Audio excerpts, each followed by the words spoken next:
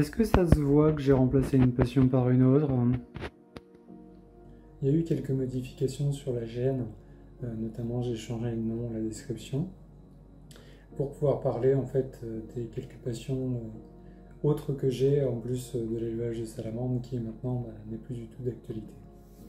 Aujourd'hui je vais vous parler des mangas que j'ai achetés le mois dernier. Alors je sais qu'on est le 15 du mois, enfin en tout cas la date que je tourne ça c'est le 15, mais disons que comme c'est devenu une très grosse partie de mon quotidien, la lecture et puis la recherche de mangas, ma foi, j'ai devant moi tout ce que j'ai acheté sur ce mois-ci. J'aimerais beaucoup vous en parler et c'est ce qu'on va faire aujourd'hui. Alors, j'ai acheté les 4 tomes qui me manquaient de Magical Girl Holy Shit, hein, qui est un manga, je ne sais pas si vous en avez entendu parler, mais en gros, c'est une espèce de satire des mangas Magical Girl en fait, un peu comme Konosuba est une satire des isekai. C'est très drôle, même s'il y a quelques longueurs sur les derniers tomes. Je trouve ça très bien dessiné et je suis très content d'avoir eu la suite. J'ai dévoré ça. Je crois que le lendemain que je les ai reçus, j'avais tout lu. Les tomes 4, 5, 6 de Sunken Rock en édition Deluxe, une édition extrêmement qualitative que j'aime beaucoup. Genre, ça a du poids, c'est d'une très bonne qualité. On sent bien que c'est pas un objet vraiment courant. Bon, ça vaut le prix que ça vaut. Mais ce sont des très beaux objets, puis Sunken Rock, quoi. L'histoire est absolument géniale. J'avais déjà lu Sunken Rock quand j'étais ado, et là je le relis, sachant qu'à l'époque j'étais pas arrivé jusqu'au bout. Et je pense qu'avec cette collection, du coup, qui s'appelle Deluxe, hein, il me semble, et le rapport au costume Armani et tout, eh bien j'irai jusqu'au bout. Alors du coup c'est là-haut que je les range, et j'en suis au 6e, et je crois qu'il y en a 12 ou 13 en tout. 86, 86 en français, qui est en fait une série que moi j'ai découvert en animé sur Crunchyroll. Et bon, j'aimerais ne pas trop vous la spoiler, mais c'est, sachant que les mangas je les ai pas encore lus, je vais attendre d'avoir une bonne partie de la série avant de recommencer la lecture, parce que je veux pas me gâcher vraiment En fait, je pense qu'une fois que j'aurai tous les tomes que je veux, je fais tout lire d'une traite. Parce que c'est un animé qui m'a bouleversé, dont j'ai fini en larmes à la fin de la saison. Je vais pas vous dire de quelle saison, mais vraiment un animé qui m'a fait qui m'a vraiment fait un effet absolument dingue. Je crois que non, en fait, je suis persuadé que c'était la première fois que je chialais comme une madeleine devant la fin d'une saison. Arena, le manhwa, manga, webtoon du chef otaku, qui était ok. Je sais pas trop je ne sais pas trop quoi en penser depuis. Oui, d'ailleurs, il y a même le chef otaku sur la couverture. Je sais pas trop quoi en penser. Alors, c'était fluide, c'était plutôt agréable et l'histoire traîne pas. J'achète le prochain tome sur 20. Tokyo Revenger, j'ai commencé à lire ça il y a plusieurs mois, le tome 1, et je me suis dit, bon, je vais peut-être lire en scan et ça, mais non, en fait, je vais lire tout doucement l'œuvre en prenant des tomes petit à petit, parce que j'ai beaucoup de mal à lire plusieurs tomes d'affilée. Alors, je ne saurais pas dire pourquoi, l'histoire n'est pas forcément très épaisse, il n'y a pas des milliards de prénoms à retenir et des machins et des trucs et des bidules, mais il y a des retours dans le temps, c'est un petit peu compliqué à appréhender, et au final, moi j'adore les furieux, les Tokyo Revengers sont un furio et de qualité, c'est plutôt bien dessiné, j'aime bien l'histoire. En plus, il y a une espèce de petite vibe un peu isekai, mais c'est isekai dans notre propre monde, c'est refaire sa vie comme on aurait aimé qu'elle soit à l'époque où... Enfin bon, c'est assez intéressant et j'irai jusqu'au bout très probablement. Otaku Otaku, le tome 4, ça c'est le tome 4, donc notamment le tome dans lequel on va voir comment ces deux-là se sont rencontrés et comment ils ont évolué l'un à côté de l'autre à l'époque où ils étaient étudiants dans le même lycée. Moi qui suis très fleur bleue et très friand de ce genre d'histoire, donc de romance, hein, un petit peu à l'eau de rose, j'ai passé un très bon moment, et Otaku Otaku, pareil, une série dont j'ai hâte d'arriver à la fin. Slice of Life, donc le dernier né des studios Kiun, en tout cas à l'époque où je l'ai acheté, il venait de sortir. Sachant que moi j'ai l'intégrale, là je crois, j'ai l'intégrale de Barakamon, qui est par le même auteur, et grossièrement c'est un petit peu la même histoire d'après ce que j'ai compris.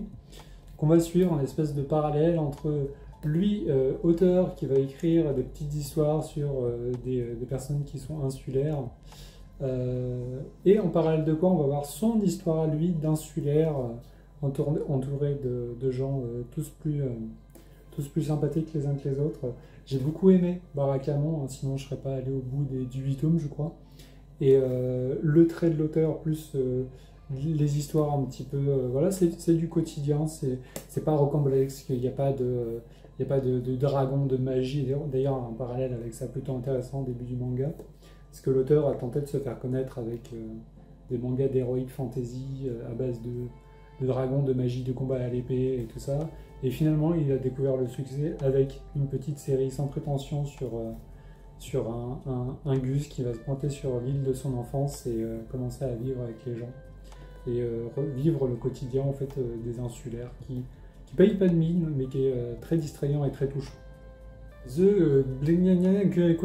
Voilà, la série avec le harem du gars méga chanceux avec des quintuplés qui vont toutes tomber amoureuses de lui. Alors en version couleur, c'est vraiment de la version couleur. Hein. Je l'ai acheté parce que je suis un pigeon, j'ai déjà la série complète des Quintessential Quintuplets. Et alors certains vont me dire la couleur n'ajoute absolument rien. Je pense qu'ils ont raison, mais j'ai beaucoup aimé cette histoire de Neji, je sais plus quoi, Neji Aruba, c'est ça. Et je la redécouvre en couleur, donc c'est du plaisir. Kaiju no 8, le tome 6, le tome 6 de Kaiju no 8. On continue les petites histoires de kaiju qui se battent contre des êtres humains augmentés. Très distrayant. Moi qui suis plus du tout fan de tout ce qui est vibe shonen et tout, neketsu, et je lis ça comme du pied. Ça me convient parfaitement et j'ai hâte de voir la suite également. No Longer Ranger. Alors ça c'est une série que je suis pas sûr de continuer. Alors le pitch est assez simple, hein, c'est dans un univers où les Power Rangers, parce que très concrètement c'est de ça qu'il est question, où en fait les Power Rangers ce sont des manipulateurs qui se sont démerdés pour que leurs adversaires de toujours continuent à alimenter leur propre célébrité en se faisant casser la gueule tous les dimanches. Depuis, je crois que c'était plus de 10 ans dans le manga. C'est sympa, sans plus. C'est-à-dire que j'ai pas trouvé quelque chose d'extrêmement intéressant à l'intérieur, même si c'est une histoire qui est bien racontée et qui est bien dessinée. En plus, c'est l'auteur de Quintessential Quintuplets, donc la curiosité m'a fait lire. Je vais sans doute pousser un petit peu, voir si il y a du potentiel, mais pour le moment, je pense que j'irai pas plus loin que le tome 3-4, si ça reste sur ce genre de quoi. Si ça reste sur la même ligne narrative. Neon Genesis Evangelion, ou Eva pour les intimes, hein, donc le tome 2, dans son édition, elle a un nom cette édition-là, Perfect Edition. Bon, c'est Evangelion, hein, je pense que j'ai pas besoin de vous le vendre. L'article en lui-même est absolument magnifique, il y a des pages couleurs à l'intérieur, en plus c'est un grand format, ce qui permet de profiter des dessins. Je suis très content d'avoir commencé cette série, j'irai jusqu'au bout, parce que Eva, quoi, Eva. Le tome 2 de Rokudenashi Blues, alors c'est très rigolo, parce que moi quand je lis ce manga, j'ai l'impression, en fait le personnage principal, dans ma tête, il a la voix et un petit peu les mimiques de Rocky Balboa. Du coup ça me fait... Alors c'est du neketsu, mais c'est surtout un furio de qualité, avec du bourre-vif, de la baston et un petit peu de... comment dire, il y a une espèce de petite vibe GTO-esque en mode oui, bien sûr, je suis une grosse brute affreuse de combat, mais il y a aussi une espèce de petite morale qui se dégage de tout ça. Bon, c'est un choix du cœur, hein, je n'irai pas vous en parler en 3000 heures. J'aurais du mal à vous expliquer moi-même qu'est-ce qui me plaît autant dans cette série. Très belle édition, en tout cas, le Rokudenashi Blues. Pareil, série en 25 tomes, tiens, c'est marqué à l'arrière, j'irai au bout des 25. Et enfin, on va dire la pièce maîtresse, hein, le tome 41, c'est ça? C'est ça, le tome 41 de Berserk en collector, qui est toujours sous plastique, on peut le voir. parce que je vais attendre de relire Berserk en entier avant de le lire. Bon, ça devrait pas prendre non plus trop de temps avec de belles plaquettes à l'extérieur. Alors c'est dommage parce que j'ai plein de petits goodies, de petits boubouis à afficher sur mes Billy. Le problème c'est que Minette, ici-bas là, qui est en train de pioncer en se demandant ce que je suis en train de faire, en fait elle me fait tout tomber. Je peux rien afficher là-haut, alors du coup j'ai un tas. Je sais plus exactement où, mais j'ai un tas par là, de goodies qui s'empilent. Parce que j'ai une bonne relation avec le vendeur de la Fnac, avec le vendeur de la Fnac locale. Donc il a toujours 2-3 comicoles à me refiler que je peux pas afficher, mais à cause de ce petit chat. Hop. Et oui, c'est de toi que je parle. Et voilà. Donc voilà pour les achats de mon mois. Voilà pour mes achats du mois d'août. Je vais vous souhaiter une bonne fin de journée. N'hésitez pas à me dire ce que vous lisez en ce moment, parce que moi ça m'intéresse beaucoup. Je suis toujours à la recherche de nouvelles œuvres à lire. On se retrouve à la prochaine. Je pense que tous les 15 du mois, je ferai ce que j'ai acheté / lu le mois précédent.